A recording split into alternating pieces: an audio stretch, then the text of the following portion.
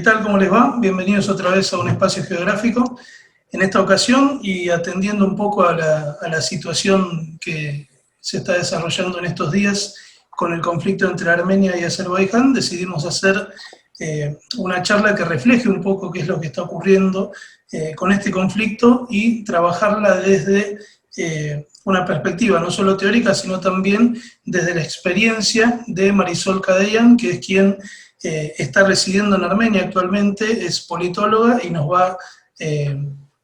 a ayudar un poco a entender o a encuadrar qué es lo que está ocurriendo con este conflicto. Así que antes que nada, bienvenido Ignacio, bienvenida Marisol. Hola, muchas gracias. Bienvenidos, ¿qué tal a todos?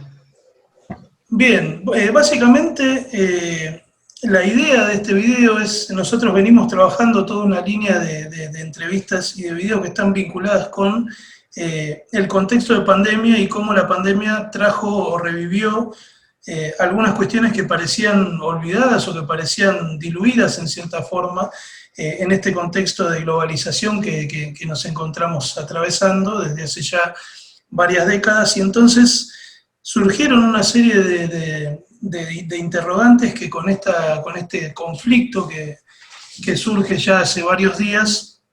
es necesario, creo yo, empezar a trabajar. Entonces, en ese sentido, la idea es, cuando uno recién arrancó la pandemia, se hablaba mucho del tema de la unión, de cómo la humanidad tiene que trabajar en conjunto para poder salir de este mal paso, pero sin embargo vemos que con el avance de la cuarentena, con el avance con la expansión de la enfermedad en todo el mundo, empezaron a aparecer algunas tensiones internacionales, empezaron a aparecer algunos conflictos que parecían en cierta forma olvidados, y dentro de ello, diríamos que a nosotros por lo menos nos sorprendió enterarnos del conflicto entre Armenia y Azerbaiyán. ¿Sí? Esta idea de pensar dentro del paradigma realista de las relaciones internacionales, de esto de pensar nuevamente en un encuadre de determinismo geográfico, en un encuadre incluso hasta de antropogeografía, como trabajaba Ratzel, más que nada vinculado a lo que es pensar el Estado como un organismo, y que ese organismo tiene que satisfacer ciertas necesidades materiales, y esa es un poco la sensación que a nosotros al menos nos deja este conflicto en un contexto de casi anarquía, pensar cómo puede ser que los estados, cuando deberían preocuparse quizás por otras cuestiones, están despertando conflictos viejos o conflictos de otras épocas. Entonces, parte del encuadre de esta entrevista es tratar de dilucidar un poco esta perspectiva teórica que uno puede tener desde Argentina. Sin embargo, no va a ser la única, porque Ignacio tiene otro enfoque que creo que es complementario y más trascendente para poder entender un poco esta temática. Así que, Ignacio. Bueno, gracias Rodrigo. Nuevamente, buenas a todos. El otro encuadre que podemos ver y tratar este conflicto es algo que, bueno, no solamente vengo trabajando yo, sino un montón de autores, pero tiene que ver con lo que se llamó en algún momento nuevas guerras, que eran esta forma de llevar adelante la violencia armada por medios que no eran los convencionales. Si bien el concepto de nuevas guerras tiene sus críticas y sus falencias, y uno principalmente tiene que ver con el neologismo de neo, tiene que ver, esa crítica tiene lugar porque muchos de los medios, de los instrumentos que se utilizan en este tipo de conflictos armados ya provenían anteriormente, lo podemos encontrar en cualquier parte de la historia de la humanidad. Ahora, sin embargo, lo que sí se empezó a ver, sobre todo a partir de los 70 y fundamentalmente luego de los 90, era que estos conflictos armados empezaban a tener mayor preponderancia que las formas tradicionales de conflicto. Cuando decimos formas tradicionales de conflicto, nos estamos refiriendo a la guerra clásica, esta guerra librada entre Estado y Estado, es decir, la guerra moderna, que justamente surge a partir de la creación del Estado propiamente dicho, luego de la paz de Westfalia. Ahora, hay unas cuestiones, hay unos procesos que se dan de forma mundial, de forma global, que hacen que estos nuevos conflictos armados, o llamémoslo a partir de ahora conflictos asimétricos, porque justamente lo que va a caracterizar a estos conflictos es la asimetría entre los actores, estos conflictos tienen algunas relaciones y algunas vinculaciones con procesos globales, como en realidad lo van a tener todas las acciones y actividad humana en el mundo. Principalmente, o primariamente, varios autores mencionan que el proceso de globalización ha abierto las puertas a que estos conflictos se promulguen, se propaguen, tengan mayor incidencia, tengan mayor forma de llevarse adelante. En segundo lugar, bueno, algo que vos mencionabas, que es la crisis del Estado, la privatización de la violencia por parte de actores no estatales y la falta de controles que empezaron a tener los estados, particularmente a partir de los 70, con el surgimiento de ideologías neoliberales, debilitó también a los estados para hacer frente a estas nuevas amenazas. En tercer lugar, y acá creo que es uno de los elementos que más podemos analizar en el conflicto de Armenia y Azerbaiyán, tiene que ver con la caída de la Unión Soviética. No tanto por el mapa que dejó la Unión Soviética, sino por la desconfiguración del comunismo a nivel internacional y el surgimiento de todo ese aparato que estaba en la órbita del comunismo, que empieza a descentralizarse y a formar nuevos actores no estatales. Y en cuarto lugar, algo que yo siempre agrego y que me parece muy importante, es que todos estos conflictos armados se dan en países en vía de desarrollo. Es decir, países que antes fueron colonias de las grandes potencias. Entonces, la administración colonial y su descolonización también tiene que ver fundamentalmente en el caso de Armenia y Azerbaiyán, que como bueno, seguramente Marisol lo va a poder explicar, no voy a entrar en detalles porque me parece que ella es mucho más idónea que yo para este tema. Así que, si te parece, Marisol, empezamos a hacerte unas preguntas y algo que me parece que sería lo más lógico y lo ideal para arrancar a que vos nos empieces a explicar un poco es la historia del conflicto, la raíz que tiene, porque bueno, en los medios a veces parece que esto fuera algo que surge de una semana para la otra, y la verdad es que si uno revisa, me parece que ya son casi 100 años.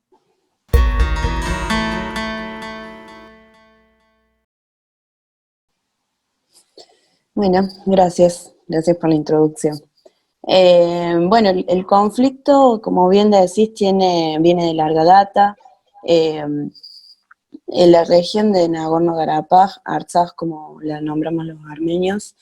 es hoy en día una república independiente, pero siempre estuvo poblada por etnia armenia, pero en el año 1921, cuando ya entran tanto Armenia como Azerbaiyán entran dentro de la Unión Soviética, Stalin decide ceder arbitrariamente la región de Nagorno-Karabaj a Azerbaiyán, junto con otras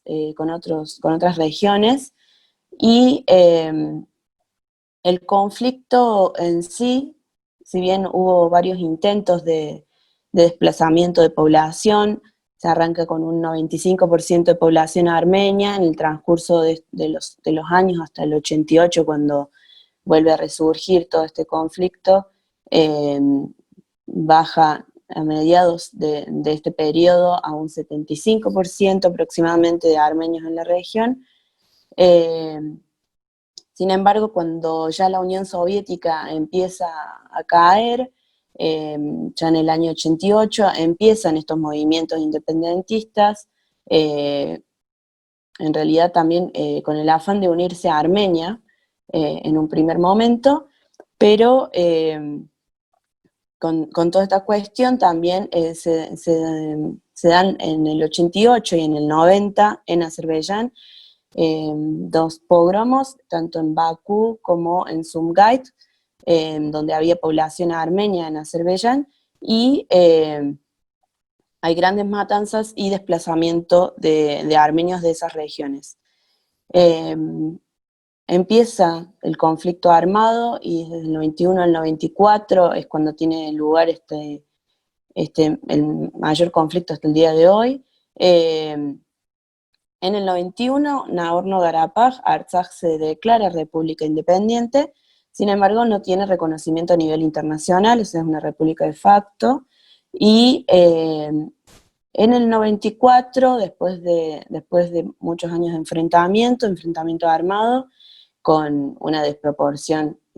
importante en cuanto a armamento, en cuanto a cantidad de gente en las batallas, Armenia logra tener el control y en el 94 se firma un cese al fuego y se determina al grupo Minsk como mediador de este conflicto, con el objetivo de buscar una resolución, un acuerdo de paz entre los dos países. Sin embargo, al día de hoy el grupo Minsk no ha cumplido muy bien con sus objetivos, básicamente porque el día de hoy seguimos solamente con ese acuerdo del cese al fuego que ha sido violado desde el 94 al día de hoy en reiteradas ocasiones. Todas las semanas nos enteramos de algún soldado armenio que cae en la frontera. Bueno, no sé si saben, pero aquí el servicio militar es obligatorio, desde los 18 a los 20, 21 años. Todos los jóvenes realizan el servicio militar y están en los distintos puestos fronterizos. Y siempre hubo distintas violaciones del cese al fuego. A la guerra que estamos viviendo hoy como antecedentes importantes, si bien, como digo, hubo varias violaciones, pero como importantes, en el año 2016, yo hacía muy poco que había venido a vivir a Armenia. Yo vivo en la capital, en Yerevan, en la capital de Armenia. En el año 2016, en abril, se da lo que se conoció como la Guerra de los 4 días, así se la denominó. Fue un enfrentamiento muy importante con un gran número de víctimas. Del lado armenio, unos 150 soldados aproximadamente fallecieron en batalla, y también, como siempre hizo Azerbaiyán, atacando población civil. En el caso, en el año 2016, no solo el conflicto tuvo lugar en Artsaj, sino también en los puestos fronterizos, sino también en la región norte, en la provincia de Tavush, pero estamos hablando de la provincia norte de Armenia, o sea, sería noreste. O sea, ya están entrando, digamos, dentro de lo que es la soberanía de Armenia. Y con la intervención de la comunidad internacional se logra volver de nuevo a la estabilidad del cese al fuego, estabilidad entre comillas, porque desde ese año hasta el día de hoy también hubo distintas violaciones, y en julio de este año, como precedente a la guerra de hoy, también empezaron las agresiones desde el lado azerí. Sin embargo, en la región norte de Armenia, la misma región que nombraba recién, de Tavush, en ese caso se bombardeó una fábrica, entre otras cosas, una fábrica que producía barbijos, para la provisión de barbijos para Armenia, en pleno pico de COVID acá en Armenia, no en Artsaj, y al día 27 de julio, perdón, 27 de septiembre, amanecimos con noticias de que estaban bombardeando. Es más, yo me levanté con un mensaje que me decía, pregunta cómo está tu familia, no sabía ni siquiera a qué se hacía referencia, y cuando empecé a ver las noticias vi que estaban bombardeando todo el frente, todos los puntos de contacto entre Artsaj y Azerbaiyán.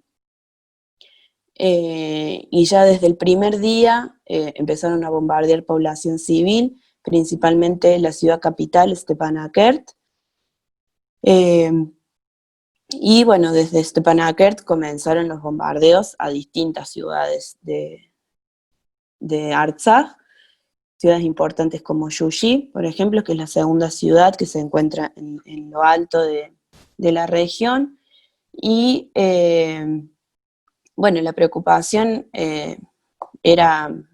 no solo la del conflicto, sino también el bombardeo a la población civil. En el caso de Stepanakert, ellos,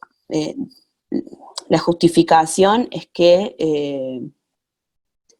hay bases militares o que hay objetivos militares. En el caso de Stepanakert no existe, o sea, no hay ningún asentamiento militar, no hay bases, es 100% objetivo población civil.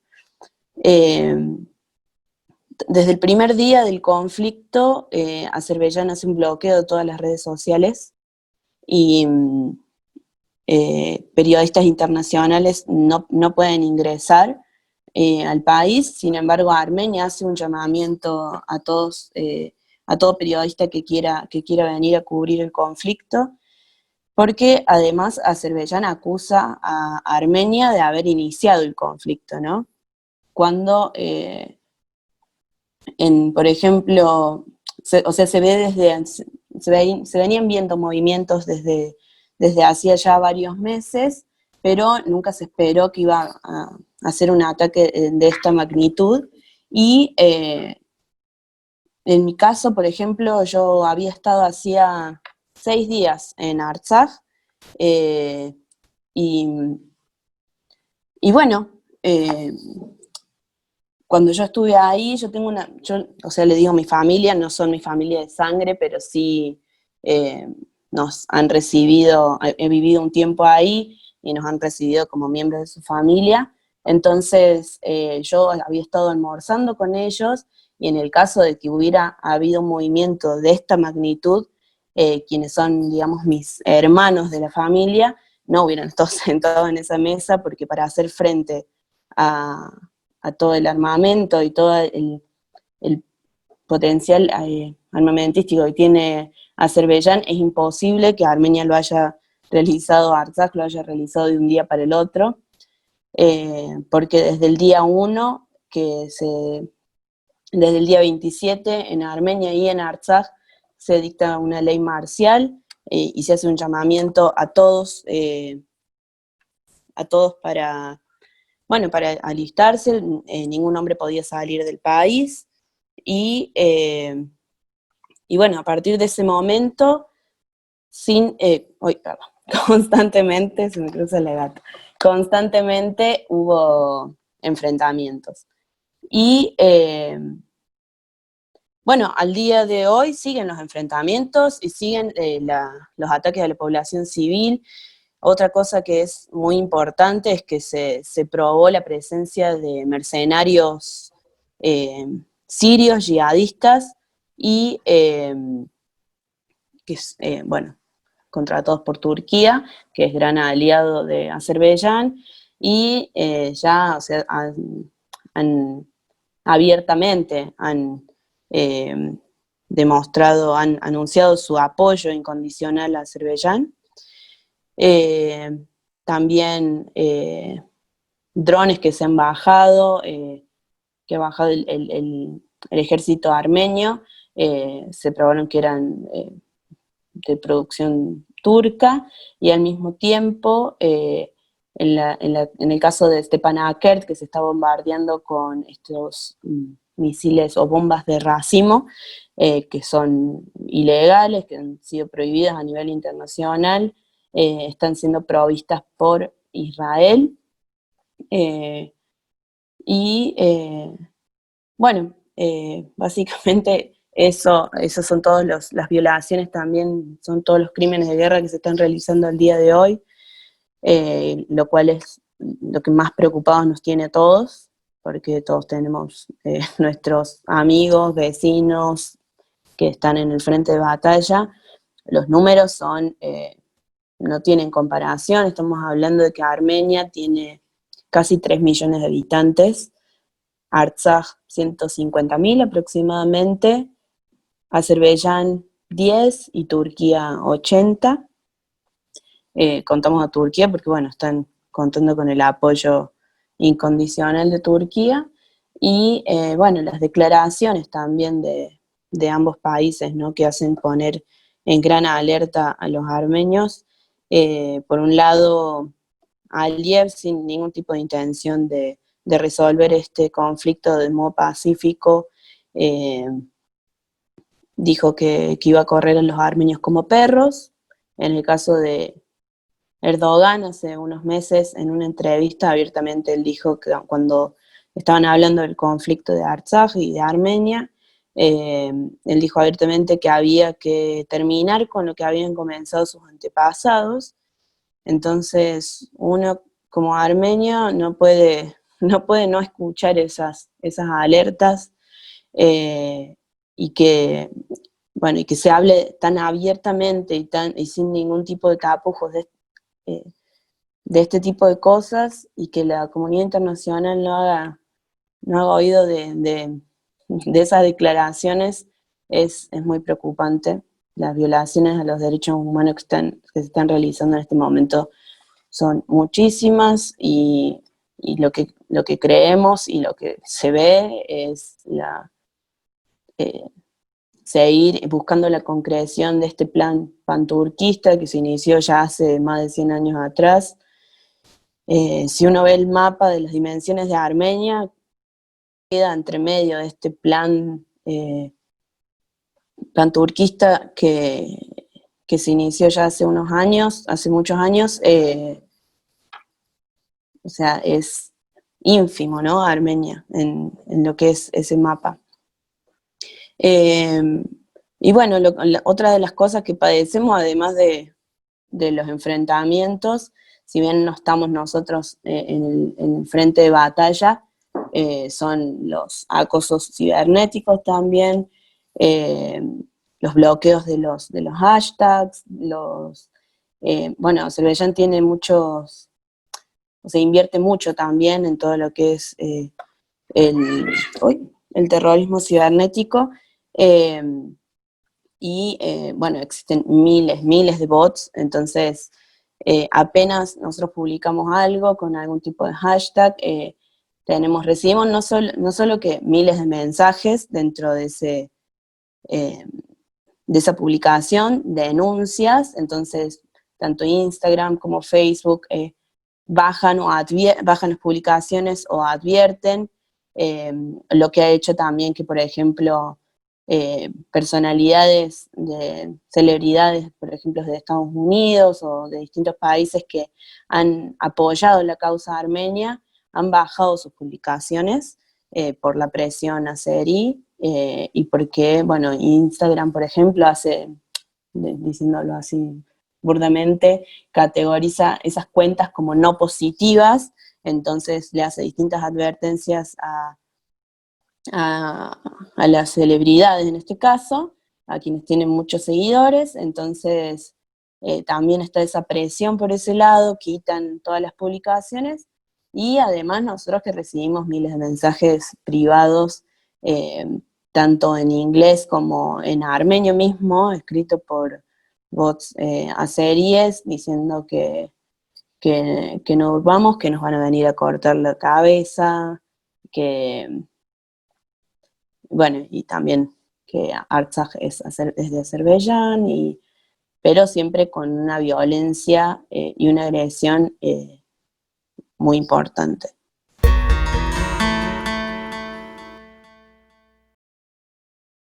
Y bueno, el porqué quizás del conflicto ahora, no sé, nos preguntábamos por qué ahora, por qué en este momento. Y bueno, como hablábamos al principio de la pandemia, todo el mundo concentrado y enfocado en esto, es una distracción que hace que hoy en día muy poca gente esté hablando del conflicto que estamos viviendo hace ya 14 días. Las elecciones de Estados Unidos también en el mismo momento. O sea, todos estos puntos no son casuales, porque siempre que hubo algún tipo de reavivamiento del conflicto, siempre hubo este tipo de factores que hacen que, bueno, que o haya distracción por parte de la comunidad internacional y poder actuar de manera impune, o en el caso de que haya algún tipo eh, de movimiento interno en Armenia, elecciones, quizás también, por ejemplo, nosotros en el año 2018 hubo una revolución aquí en Armenia y tenemos un nuevo primer ministro que fue quien también dirigió esa revolución, y el perfil del primer ministro quizás no es tan fuerte con respecto a los otros dos en cuanto a lo militar, se podría decir, porque los dos anteriores presidentes de Armenia eran excombatientes, habían estado combatiendo durante la guerra del 94, del 91 al 94, entonces quizás lo ven como una posibilidad en este momento para atacar. Y bueno, más o menos ese es el panorama que estamos teniendo hoy en Armenia. El día de ayer se juntaban, Rusia citó a los ministros de Relaciones Exteriores de ambos países, de Armenia y de Azerbaiyán, y se determinó después de casi 10 horas de reunión que a partir de las 12 del día de hoy, 12 del mediodía, hoy es 10 de octubre, a partir del día de hoy se firmó un cese al fuego, se acordó un cese al fuego, con razones humanitarias para la devolución de cuerpos y para el intercambio de prisioneros. Sin embargo, 12:05, Azerbaiyán atacó nuevamente no solo en el territorio de Artsaj, sino en la región sur de Armenia, que ni siquiera tiene contacto directo Azerbaiyán con Armenia en la parte sur, lo cual también, o sea, vemos el ataque no solo por el territorio, o sea, no es únicamente el territorio lo que les interesa, sino también es un ataque a Armenia. Entonces también por ese tipo de cosas nosotros siempre mencionamos que lo vemos como queriendo buscar la concreción de este plan panturquista, porque Armenia no estaría, o sea, el territorio armenio no es el que está en conflicto. Sin embargo, hemos tenido repetidas violaciones en el espacio armenio. Hace unos días atrás se bajaron 7 drones en Barteniz. Barteniz es la región norte de Armenia, que es la primera ciudad de contacto entre Artsaj y Armenia. O sea, estamos hablando de 7 drones que ingresaron en el territorio armenio.